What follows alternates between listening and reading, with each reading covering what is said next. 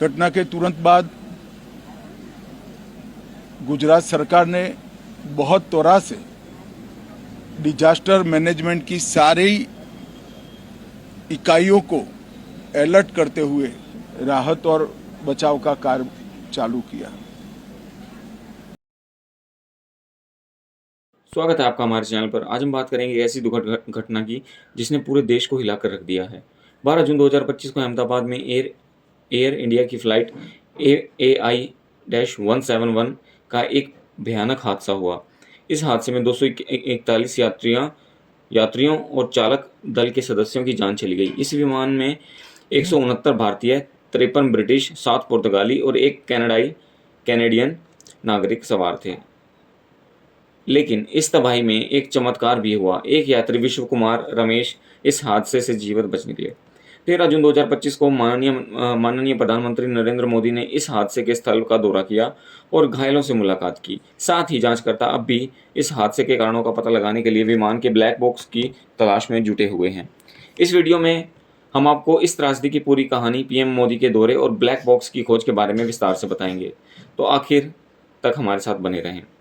12 जून 2025 की दोपहर अहमदाबाद के सरदार वल्लभ भाई पटेल अंतर्राष्ट्रीय हवाई अड्डे से लंदन के गेटविक हाईवे अड्डे के लिए उड़ान भरने वाली एयर इंडिया की Boeing 787-8 Dreamliner flight AI-171 take off के कुछ ही सेकंड्स के बाद दुर्घटनाग्रस्त हो गई।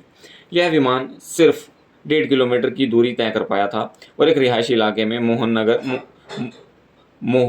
मोहगनी नगर में गिर गया। इस हादसे में 241 यात्रियों और चालक दल के सदस्यों की जान चली गई और जमीन पर भी कम से कम 8 लोगों की मृत्यु हुई। यह भारत के नागरिक उड्डयन इतिहास का पिछले 3 दशक में सबसे भयानक हादसा है।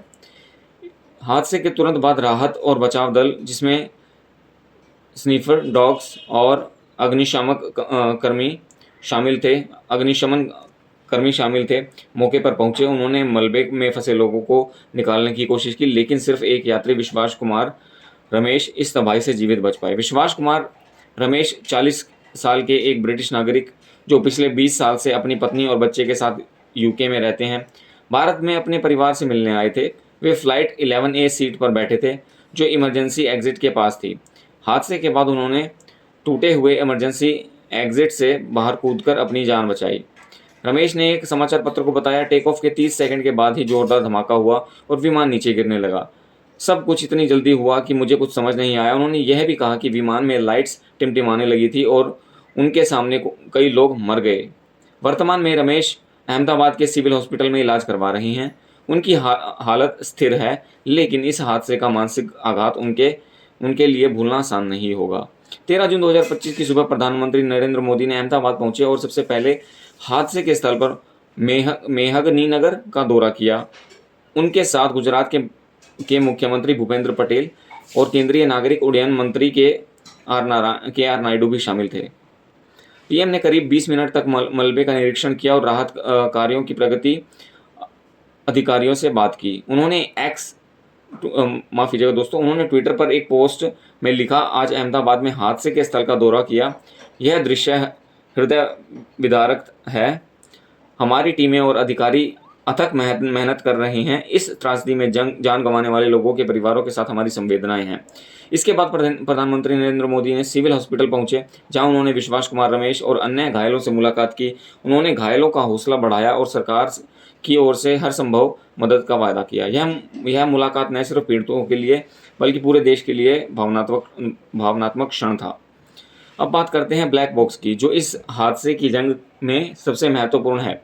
ब्लैक बॉक्स को दो हिस्सों से मिलकर बना होता है, फ्लाइट डाटा रिकॉर्डर और कॉकपिट वॉइस रिकॉर्डर। ये उन उपकरण विमान की हर गतिविधि, जैसे ऊंचाई और पायलटों की बातचीत को रिकॉर्ड करते हैं। रिपोर्ट्स के अनुसार विमान के पिछले हिस्से से ब्लैक बॉक्स बरामद हो चुका है और सुरक्षित रख लिया गया है, लेकिन दूसरा ब्लैक बॉक्स जो विमान के अगले हिस्से में होता है अभी तक नहीं मिला। जांचकर्ता स्निफर डॉग्स और भारी मशीनों की मदद से मलबे में इसे ढूंढ रहे हैं। विशेषज्ञों का कहना है कि ब्लैक बॉक्स के बिना इस हादसे का सटीक कारण जानना मुश्किल होगा। क्या यह तकनीकी खराबी थी, या मौसम की वजह थी, या फिर कोई और अन्य कारण? इन सवालों का जवाब ब्लैक बॉक्स ही दे सकता है।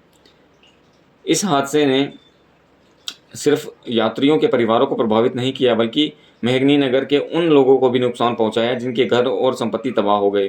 गुजरात सरकार ने मृतकों के शवों को डीएनए टेस्टिंग के बाद उनके परिवारों तक पहुंचाने की प्रक्रिया शुरू की है। टाटा समूह, जो एयर इंडिया का मालिक है, ने प्रत्येक मृतक के परिवार को 1 करोड़ रुपए की सहायता राशि देने की घोषणा की है। इसके अलावा मॉन्ट्रियल कन्वेंशन संधि के तहत एयर इंडिया को प्रत्येक मृतक के लिए लगभग 1.5 करोड़ रुपए का मुआवजा देना होगा।